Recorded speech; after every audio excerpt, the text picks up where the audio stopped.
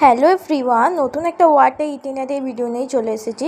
20 days চ্যালেঞ্জে আজকে হচ্ছে ডে 19। তো চলো আজকে দিনটা শুরু করি। এখন আমি আগের থেকে মোটামুটি সুস্থ আছি, তাই আমি ভিডিও আবার শুরু করেছি।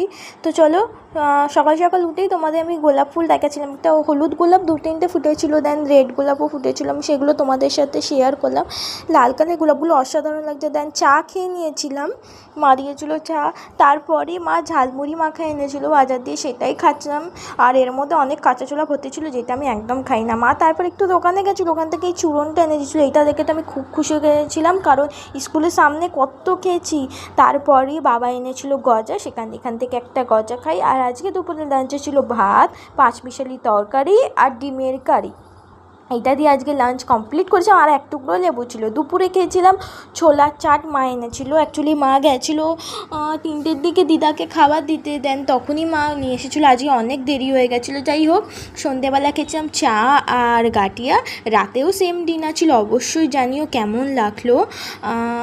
আমি জানি না আমার ভিডিওতে কী হয়েছে, রিচ হচ্ছে না, বাট তাও আজকের দিনটা এইভাবেই রাতে একটা ওষুধ খেয়ে কাটালাম। ওকে।